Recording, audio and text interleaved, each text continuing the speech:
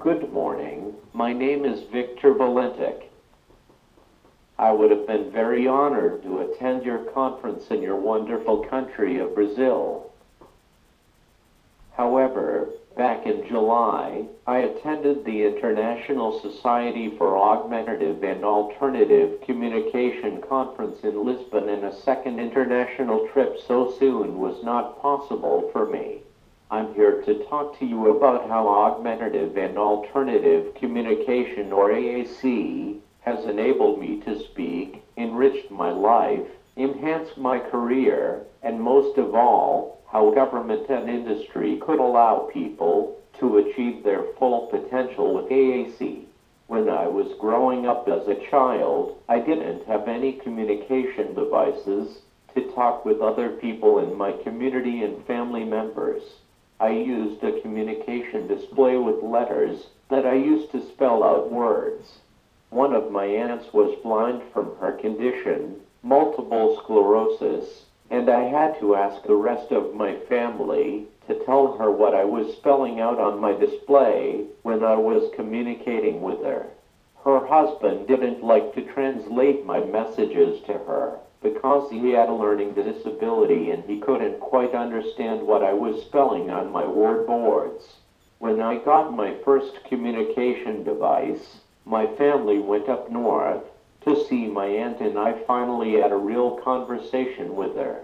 I was so happy to have a real conversation with her without anyone translating my messages. Also, when I was growing up as a child, I had to teach my brand new friends or teachers how I was using my different boards. I didn't mind teaching these people because this was part of being able to attend my local school rather than being sent to a school for students with special needs. I had every right to attend my local schools in my community, but I didn't appreciate that one of my principals would not take the time to learn my system and was always asking my parents and learning resource teacher about what I had told him. This is such an important thing for people who use AAC. The people who are communicating with the person who uses AAC need to talk directly with the person using AAC and not the speaking people who are with the person using AAC. When I wanted to be an usher for my high school plays, I went up to the drama teacher and he didn't have any experience with how to communicate with me. I introduced myself to this teacher and told him that I wanted to be an usher, and he agreed with my little request. In the last year of my high school, the drama teacher agreed that I should be the head usher, and I was so proud of his decision because he had completely and totally trusted me with the junior ushers. Now, moving on to college. When I was considering attending a community college in my own city, I decided that I must have a computer with speech output. This computer was mounted onto my scooter because I couldn't walk my college's long hallways and couldn't carry this computer around. My brand new friends and teachers accepted the way I was communicating with them. One of my best friends and I had made a program on my computer to allow more easy access of the programs on the computer. When I was in my first year at my community college, I entered a contest, and this contest was to send the winner to an Isaac conference which was in Philadelphia. Of course, I won this contest and attended my first Isaac conference. While I was at this conference, I had seen the best communication device at the time, and when I got back to Hamilton, Ontario, I asked my speech-language pathologist to get this communication device for me. I had to wait for 6 months to get this communication device, and I do remember when I got this communication device, it was on my 23rd birthday.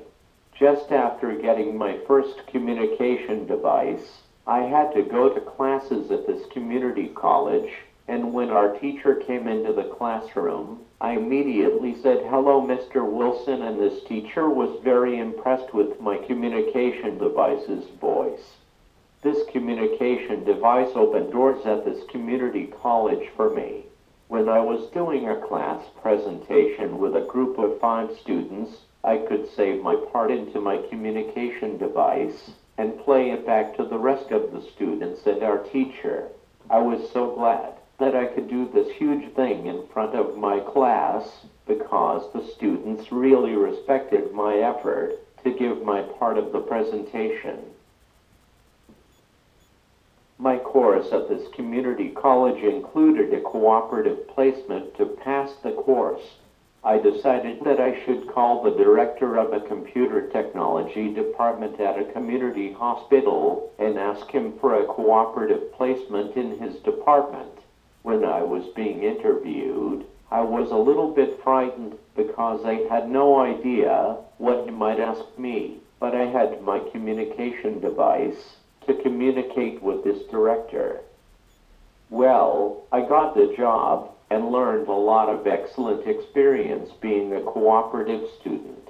In the middle of my college years, I had 4 chances to attend different conferences around the world. I had chances to speak at 4 of these different conferences, and I even had a chance to work at the last conference that I attended. I was so happy to do this job because I could show the participants at the conference what my skills on my communication device were. Plus, the participants were very impressed with my skills using my communication device. When we were doing nothing, I met a family who had a little girl, and this little girl was using the same communication device that I was.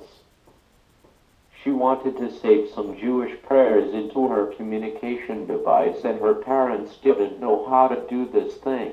But I did, and I helped her parents to do the programming. When I wanted to move out of my parents' house, I had to go to a government office and fill out particular forms to qualify for assistive housing from the government.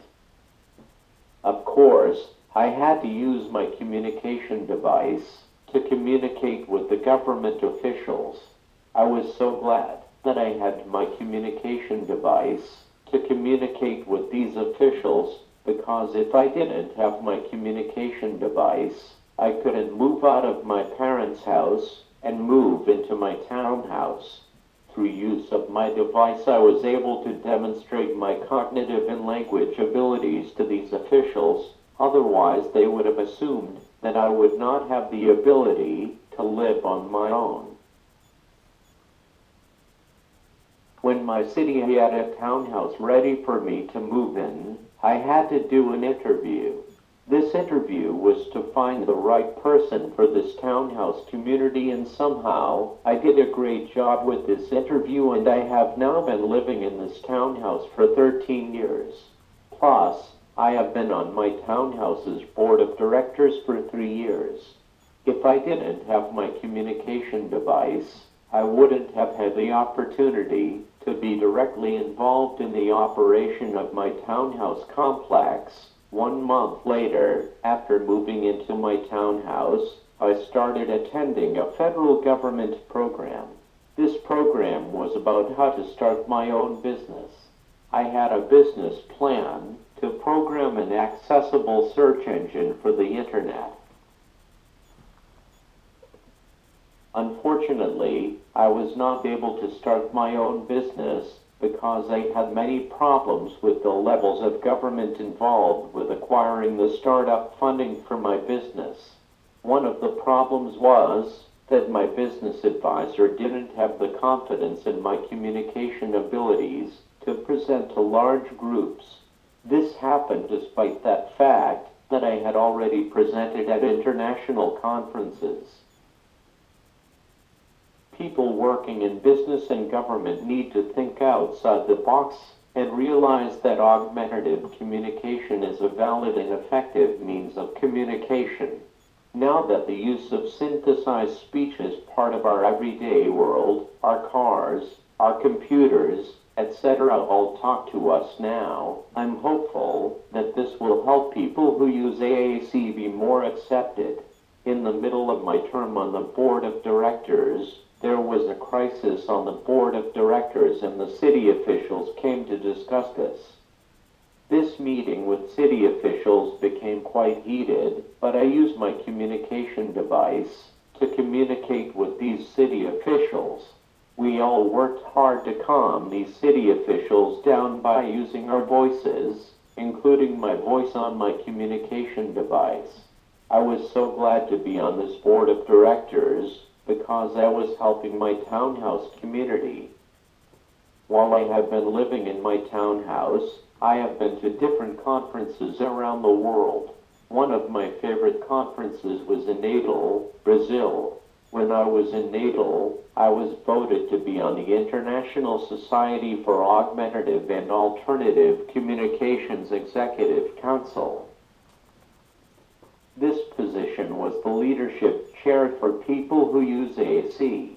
If I didn't have my communication device, I couldn't be on this executive council. 2 years ago, I was again voted to be on this executive council. My main message to you today is that yes, communication and information must be accessible to all, but communication must also be accessible for all people. People who use AAC must be accepted on an equal basis with speaking people and have the same opportunities. Technology has helped people who use AAC demonstrate their abilities, but there still needs to be much work done to give the same employment and living opportunities to people who use AAC. It is unfortunate that I'm not able to interact with you directly today.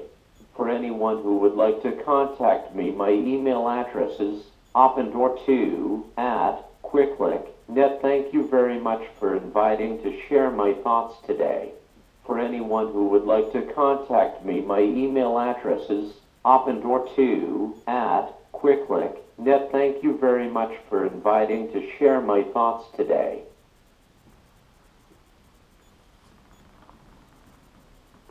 Address is opendoor2